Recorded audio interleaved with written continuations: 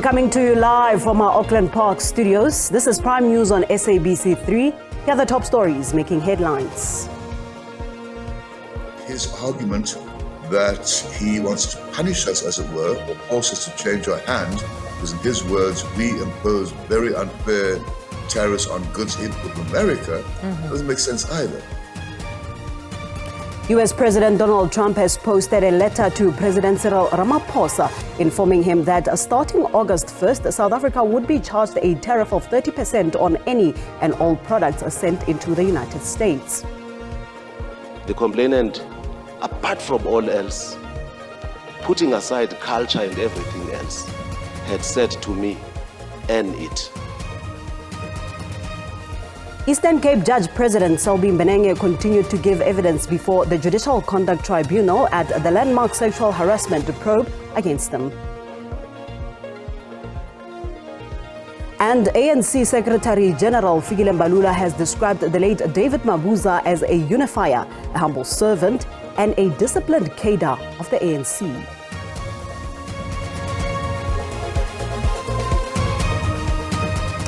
Good evening and welcome to Prime News on 3. It's a pleasure to be in your company this evening as we bring you the latest happening in and around your world. I am Paulette. Now, let's begin first with this.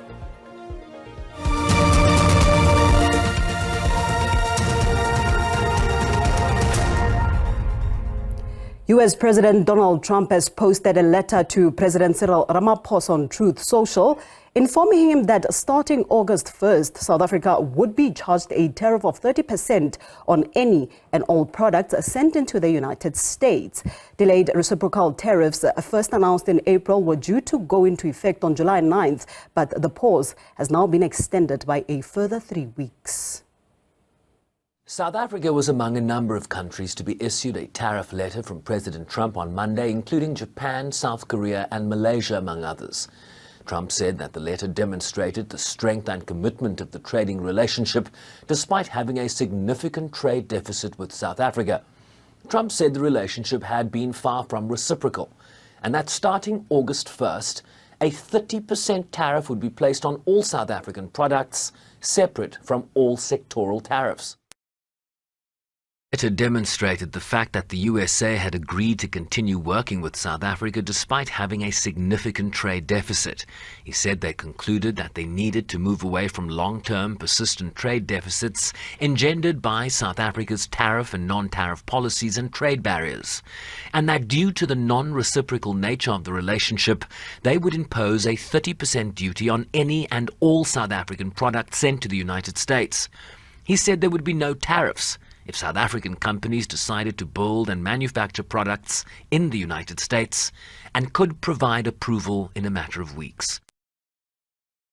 Letters that went out to both South Korea and Japan today, and there will be approximately 12 other countries that will receive notifications and letters directly from the President of the United States.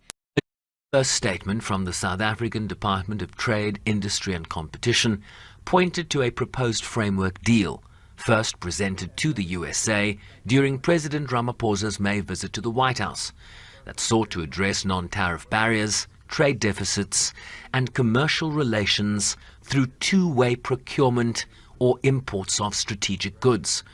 It also seeks to have some key export products, including autos, auto parts, steel and aluminium, exempted from tariffs, while offering to purchase liquefied natural gas from the United States in return. Earlier, President Trump also threatened an additional 10% tariff on countries that align with anti-American policies of the BRICS group. The president feels, generally speaking, that BRICS is seeking to undermine the interests of the United States. It's the president's utmost responsibility to put the interests of the United States first. That's how he views his job as president. It is really disappointing that when there is such a very positive collective manifestation such as BRICS, there should be others who see it in negative light and want to punish those who participate in this. It cannot be and should not be. We should be respecting the sovereignty of countries. We should be respecting that we're all equal. Shervin Riceby's SABC News, New York. Economic experts and some industry players have since reacted to Trump's announcement. Professor Andrew Rue from Stellenbosch University says the decision by the US seems to be more political, saying the economics behind it doesn't make sense. If we think about South Africa's exports to America, it's about, barely 7% of our total export revenue. That's an important 7%. What's less clear is whether 30% tariffs applies to everything, or does it exclude some sectoral arrangements, such as platinum, titanium, other raw material? And that needs to be sorted out. If we have a look at his argument that he wants to punish us, as it were, or force us to change our hand, because in his words, we impose very unfair tariffs on goods imported from America, doesn't make sense either. The bulk or the average tariff, if you like, that we impose upon American imports into South Africa is less than 7%, so less than 6%. Agri-SA says although the agricultural sector will survive this, it warns that the nuts industry that exports to the US, 22% of its produce will be the hardest hit. It's easy to say we need to diversify markets. In agriculture, it's not with a blink of an eye that you're going to diversify that market. It's going to take some time. So we need to have a different way. Now, I like the idea of, or the way that the minister said this. We kind of need to reset and rethink the way that we look into exports into South Africa. Diabosito, SABC News, Johannesburg. Agriculture Minister John Steenhuisen says the looming export tariff hike by the United States against South Africa shows that the country needs urgent reforms. This after US President Donald Trump announced a 30% increase in South African exports to the US as of August the 1st. South Africa stands at a crossroads as the country aims to strengthen exports and revitalize rural economies. At the same time, while trying to mitigate against the risks of climate shocks, high input costs, and uneven access to markets and finance. But the latest decision by the US adds the spanner in the works. Whilst we can breathe a sigh of relief that this tariff did not come into effect as it was due to tomorrow, it does give us an opportunity to urgently use the next few weeks to be able to try and negotiate a way forward to prevent this. Other political parties have also weighed in. It has created conducive environment for exports to thrive. That is why the minister is here lamenting the fact that Trump has imposed those tariffs. It's because the South African agriculture is based on exporting food instead of addressing our food needs as a nation. And as the world shifts, with markets like the USA under threat, we must leverage the BRICS and new trade partnerships to secure our exports and open new opportunities. And the mission now is to look for new markets and widen existing markets. Steenhuisen says it is hard to immediately work out the impact of the US decision on job losses, saying time will tell. Ulelani Philip, SABC News, Parliament.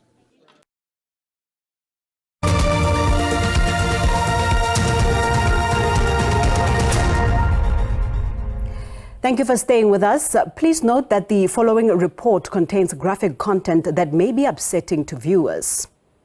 Eastern Cape Judge President Selby Ben says that Andy Swamengo's earnest statement to him signaled that he should persist in his pursuit of her. This as the top judge continued to give evidence before the Judicial Conduct Tribunal at the landmark sexual harassment probe against him. Eastern Cape Judge President Selby Ben has seemingly justified his persistent pursuit of Judge's secretary Andy Swamengo through referencing her earnest response to his request for intimacy. The complainant, apart from all else, putting aside culture and everything else, had said to me, earn it. So earn it in and by itself, I submit, has got this notion of inviting me to persist earn it. In addition, Benenge addressed the allegation that he sent a crude image of his male private parts to Mengo, stating that the tribunal will sit till the cows come home before they see this alleged image, as it does not exist, according to the top judge. We are not going to see this alleged picture of private parts with one standing on top of a cubicle and with white pubic hair such as his has. As the top judge wrapped up his evidence, he questioned the timing of the complaint, whether Mengo was motivated by something else, which he refused to elaborate on. In addition, he confirmed that he had opened a case against the complainant. Yes, I did open a case of crimen injuria against the complainant in relation to the alleged event of 15, now 14 or 15, I'm not sure, but I have opened a crimen injuria case. And also in relation to pictures that I did not send to her, I have done that. The tribunal continues with the cross-examination of the top judge. Kani Mapanga, SABC News, Johannesburg. So we are at page 1. ANC Secretary General Figim Balula says former Deputy President David Mabuza embodied the spirit of the Freedom Charter. The Freedom Charter's principles emphasize equality, human rights and social justice, advocating for a society where all citizens have equal opportunities and rights.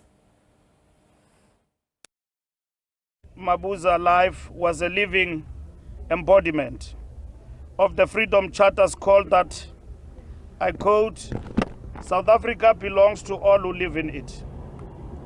His love for the landless, his concern for the child in the furthest rural classroom, and his belief in unity will remain guiding lights for this generation and the next. I spent a lot of time in his home where his parents were and his brothers, siblings and everybody were, and we spent all the time in the family like any other of the children. We will sometimes even finish his meal before he comes back from work, and then he must wait for the next meal the following day. That's the life we have lived with him, and we learned the struggle songs together with him when there was still Nyusa. Drugs including dacha and crystal meth have been recovered during a crime prevention operation in Midrand, north of Johannesburg. Johannesburg's Public Safety MMC Mgcini Chwaku led the joint operation that included the city's law enforcement unit following a tip-off at the Midrand shopping center. Illicit cigarettes were also confiscated during the raid. A focused crime prevention operation in Midrand has uncovered an alarming trend where local hair salons and other small businesses are being used as fronts for the distribution of illegal drugs, including crystal meth and dacha. Midrand, a predominantly middle-class area, is increasingly becoming known as one of Gauteng's largest drug distribution hubs, according to authorities. We know that most of the shops here, they are not complying on the bylaw. Some of our colleagues are coming to really collect in these shops. So we got a tip-off on that, even with the drugs as well, right? So we got the crystal meth, illegal alcohol. Chwaku further accused the National Prosecuting Authority of not securing enough prosecutions in relation to drug dealing in the country. Meanwhile, former police chief for the JMPD and Chwaku's current advisor says they will be looking into the disappearance of law enforcement officials' firearms, among others. There are only 3 metros in Gauteng. So we're going to have a look and see what is that, especially when it comes to the firearms that get lost, the firearms that there was a case, especially in JMPD, what's happening with those firearms, whether they're involved in cash in transit heist or in home invasions. Lerato Makula, SABC News in Johannesburg.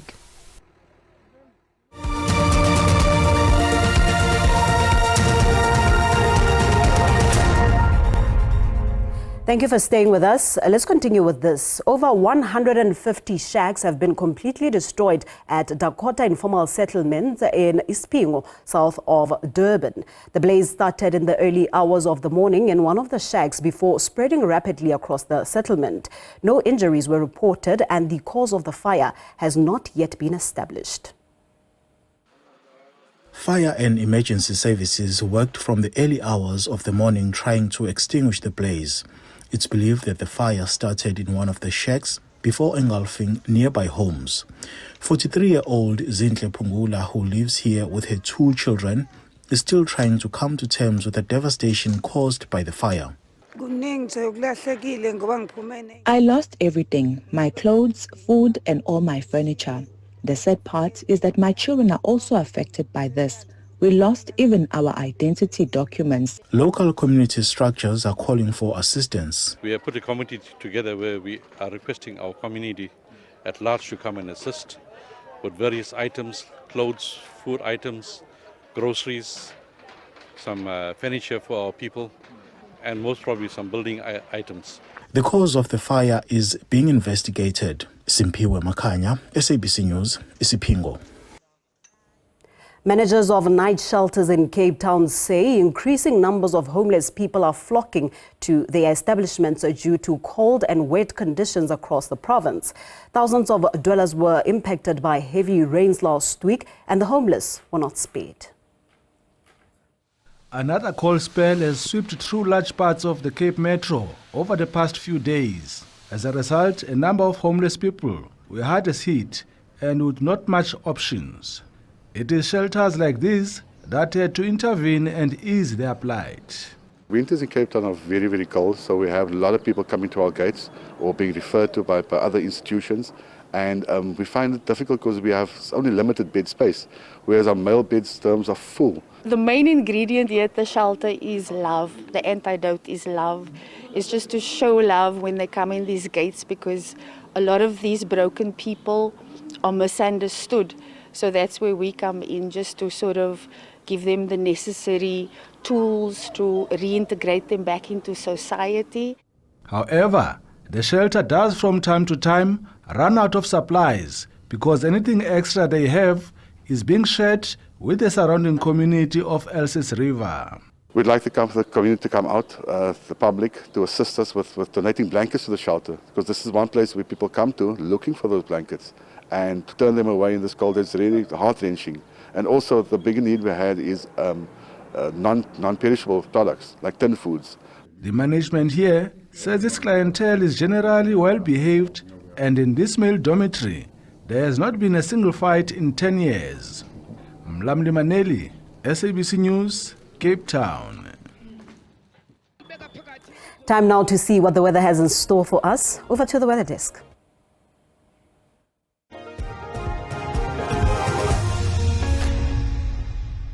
Good evening to you from Johannesburg. Let's take a look at all your weather details. Clear skies expected in the Northern Cape and Western Cape overnight, as well as the southern and east parts of the country, whilst you can expect some cloudy conditions through the northern parts of South Africa. Ahead towards tomorrow, and it's going to be nice and sunny through the central and northeastern parts of South Africa. Be on the lookout for the potential of damaging winds from Richards Bay southwards towards Durban, whilst a cold front approaches the Western Cape. And ahead of that, we've got some isolated showers expected in the forecast.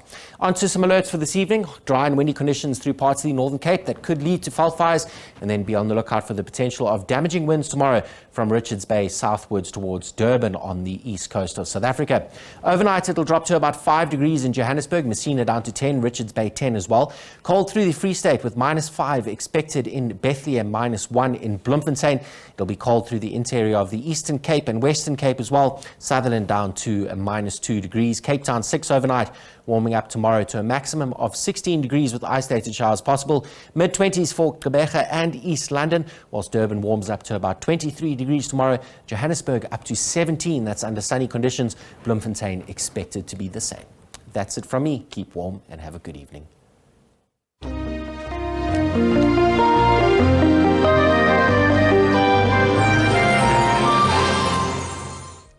That concludes our time together this evening. Much gratitude for joining us. Until next time, it's good night and God bless.